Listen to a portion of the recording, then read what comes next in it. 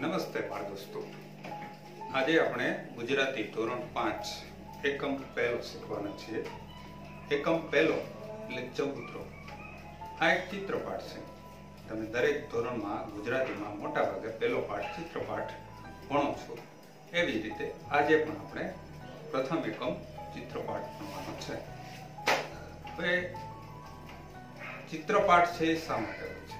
તો ચિત્રો દ્વારા આપણે લખી શકીએ, ચિત્રો જોઈ તેના વિશે બોલી શકીએ, આ એનું ધ્યેય છે।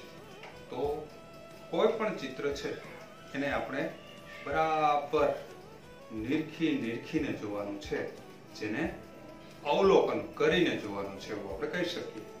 તો અવલોકન કર્યા પછી તમે એ ચિત્ર વિશે ઘણું બધું જોઈ શકશો। અહીંયા આપણે ચિત્ર જોઈ શકીએ છીએ। આ એકમ ચબૂતરો છે, એટલે મુખ્ય ચિત્ર અહીં ચબૂતરાનું છે। હવે ચબૂતરો કોને કહેવાય? આપણું ગામ હોય તો ગામની અંદર દરેક ગામમાં ચબૂતરો હોય જ છે।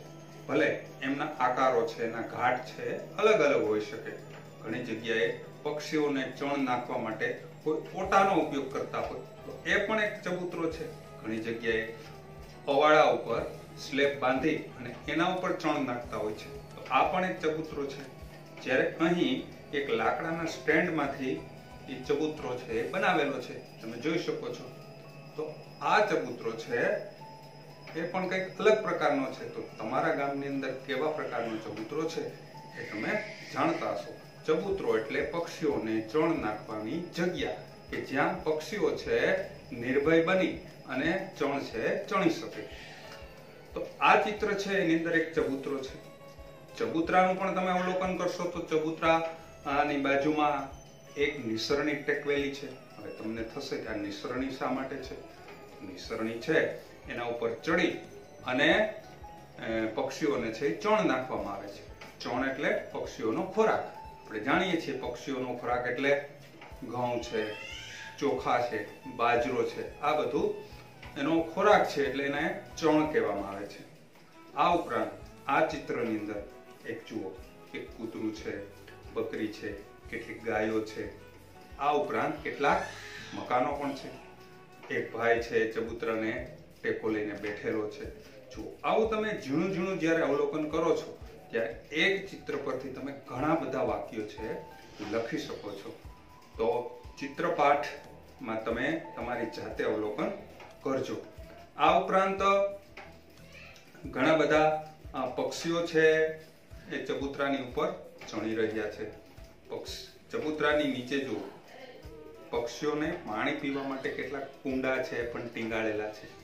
તો આ કુંડા છે એને આપણે પક્ષી પરબ, આપણી શાળાની અંદર પણ આવા કુંડાઓ છે આપણે ટીંગાળતા હોઈએ છીએ, જેને આપણે પક્ષી પરબ કહીએ છીએ। તો આવું સરસ મજાનું એક ચિત્ર જોયા પછી આપણે એના વિશે ઘણા બધા વાક્યો હવે અચૂક લખી જ શકીએ। તમારે હવે કરવાનું શું છે? આ ચિત્રપાઠ જોઈ અને પાછળ કેટલાક પ્રશ્નોના ઉત્તરો આપવાના છે અને એ ઉત્તરો તમારે પૂરા વાક્યમાં આપવાના છે। એનો પણ આપણે અત્યારે જ અભ્યાસ કરવાના છીએ। પણ એક પ્રવૃત્તિ હું તમને આપું છું। તમારા ઘરની અંદર દિવાલ ઉપર ઘણા બધા ચિત્રો છે ટીંગાળેલા હશે। આ ચિત્રોમાંથી તમારે કોઈ પણ એક કે બે ચિત્ર છે પસંદ કરવાના છે અને અહીં કેમ આપણે જેમ આ ચિત્રનું ઝીણવટપૂર્વક અવલોકન કર્યું એમ તમારે પણ તમારા ઘરમાં રહેલા ચિત્રનું એકદમ ઝીણવટપૂર્વક અવલોકન કરવાનું છે।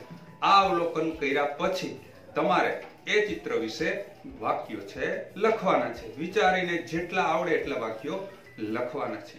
આ પાઠ દ્વારા આપણે એ જ શીખવાનું છે કે કોઈ પણ ચિત્ર જોઈ અને એના વિશે આપણે લખતા શીખીએ। તો હવે પછી આપણે કેટલાક પ્રશ્નોના ઉત્તર છે એનો અભ્યાસ કરીએ।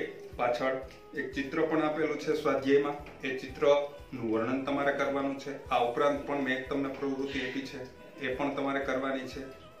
આ ઉપરાંત 6 કે 7 પ્રશ્નો છે એના ઉત્તરો આપણે હમણાં જ મેળવશું।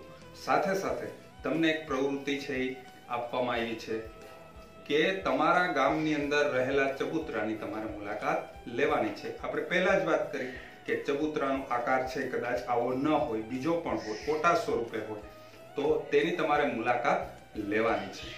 આ ઉપરાંત શાળાની અંદર પક્ષીઓ માટે એક આપણે સરસ મજાની પ્રવૃત્તિઓ ચલાવીએ છીએ। દર શનિવારે બાળકો એક મુઠ્ઠી પોતાના રૂમાલની અંદર એક મુઠ્ઠી અનાજ છે એ લઈ આવે છે. હવે આપણી શાળાના 165 છોકરા હોય તો 165 મુઠ્ઠી અનાજ થાય. 8 દિવસ સુધી ઘણા બધા પક્ષીઓ છે એને ચાલે છે.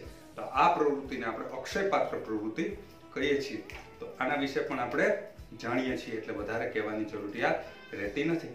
તો ચાલો હવે આપણે આ ચિત્રપાઠના જે પ્રશ્નોના ઉત્તરો છે એનો અભ્યાસ કરીએ.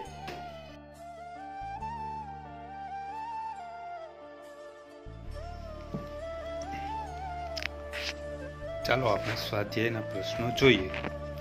ચબૂતરો કોના માટે બાંધવામાં આવ્યો હશે? આપણો જવાબ હશે ચબૂતરો પક્ષીઓ માટે બાંધવામાં આવ્યો હશે. બીજો પ્રશ્ન છે ચબૂતરામાં શું નાખવામાં આવે છે? આપણે પૂરા ઉત્તરમાં લખશું ચબૂતરામાં ચણ નાખવામાં આવે છે.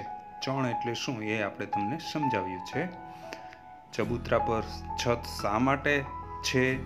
તો પક્ષીઓને તડકો, ઠંડી કે વરસાદથી બચાવવા માટે છત બાંધવામાં આવે છે. ત્યાર પછીનો પ્રશ્ન છે પંખીને પાણી પીવા માટે શી વ્યવસ્થા છે? એનો ઉત્તર પણ આપણે પૂરા વાક્યમાં લખશું કે પંખીને પાણી પીવા માટે પીવાના કુંડા લટકાવવામાં આવ્યા છે, જેને આપણે પક્ષી પરબ પણ કહી શકીએ છીએ. ત્યાર પછી પાંચમો પ્રશ્ન છે નિસરણીનો શો ઉપયોગ થતો હશે? નિસરણીનો ઉપયોગ ચણ નાખવા માટે થતો હશે.